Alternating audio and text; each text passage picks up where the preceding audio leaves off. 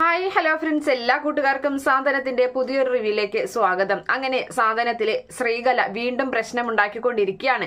തന്റെ മകളെ ഇവിടെ നിന്നും പറഞ്ഞു വിടാൻ പാടില്ല. ദേവി, നീ കരയാതിരിക്കും, ഇത് നിന്റെ ഭർത്താവിന്റെ വീടാണ്, ഇവിടെ നിന്ന് ഒരാളും നിന്നെ പറഞ്ഞയക്കില്ല, ഇത് ഞാൻ തരുന്ന വാക്കാണ് എന്തൊക്കെ പറഞ്ഞ് അവൾ അവിടെ കിടന്ന് കലി തുള്ളുകയാണ്.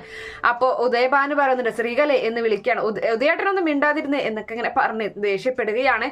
എന്തായാലും സഹിക്കാനാവാതെ നമ്മുടെ ദേവിയെ കൈ പിടിച്ച് പുറത്ത് ഇറങ്ങടി ഇവിടേക്ക് എന്നും പറഞ്ഞിട്ട് ഇവളിങ്ങനെ ഗോമതി പുറത്തേക്ക് വലിച്ചു കൊണ്ടുപോവുകയാണ്. കൂടെ ഉദയഭാനുവും ഉണ്ട്, അതുപോലെ തന്നെ ശ്രീകലയും. അങ്ങനെ അവരെ പുറത്താക്കി വാതിലടയ്ക്കുകയാണ് ചെയ്യുന്നത്. അതിനുശേഷം ഗോമതി അവിടെ തന്നെ ഇരുന്ന് അങ്ങനെ കരയുന്നുണ്ട്.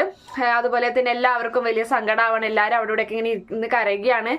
അങ്ങനെ ആ സമയത്ത് ഈ സ്ത്രീകളെയാണെങ്കിൽ പുറത്തിറങ്ങിയതിന് ശേഷം, നോക്കിക്കോ, എൻ്റെ മകളെ ഈ വീട്ടിൽ നിന്നും പുറത്താക്കിയിട്ട് ഇവിടെ ഒരാളും സമാധാനത്തോടു കൂടി ജീവിക്കുമെന്ന് കരുതണ്ട, ഞങ്ങള് ഇതിനുള്ള പരിഹാരം എന്തായാലും കണ്ടെത്തുക തന്നെ ചെയ്യുമെന്നൊക്കെ പറഞ്ഞ് പ്രശ്നങ്ങൾ ഉണ്ടാക്കുകയാണ്. അപ്പോൾ അപ്പുറത്തെ വീട്ടില് കൃഷ്ണമംഗലത്തുള്ളവരൊക്കെ ഇങ്ങോട്ട് വരികയാണ്. എന്താ ഇവിടെ പ്രശ്നം എന്ന് ചോദിക്കുന്നുണ്ട്. അച്യുതനാണെങ്കിൽ ഇതൊരു ആഘോഷമാക്കാൻ തന്നെ തീരുമാനിച്ചിരിക്കുകയാണ്. അച്യുതൻ ചോദിക്കുന്നുണ്ട്, എന്താ കാര്യം എന്ന് പറയുമ്പോൾ, എന്റെ മകളെ ഈ വീട്ടിൽ നിന്ന് പുറത്താക്കി എന്ന് പറയുന്നുണ്ട്. അപ്പൊ എന്താ കാര്യം? പ്രത്യേകിച്ച് കാരണമൊന്നുമില്ല എന്നാണ് ശ്രീകലയും ഉദയഭാനുവും പറയുന്നത്. അങ്ങനെ ഒരു പെണ്ണിനെ കൊണ്ടുവന്നിട്ട് കാരണങ്ങളൊന്നുമില്ലാതെ അങ്ങനെ പുറത്താക്കാൻ പാടുണ്ടോ? നിങ്ങൾ എന്തായാലും ഒരു കേസ് കൊടുക്കണമെന്നേ, എന്നിട്ട് ഇതിന്റെ പുറകെ നിങ്ങൾ പോകണം, അവൾക്ക് നീതി കിട്ടണ്ടേ എന്നൊക്കെ ചോദിച്ച് അച്യുതൻ അവരെ ഇങ്ങനെ തീയിൽ എണ്ണ ഒഴിക്കുന്ന പോലെ ഓരോന്നിങ്ങനെ പറഞ്ഞു കൊടുക്കുകയാണ്.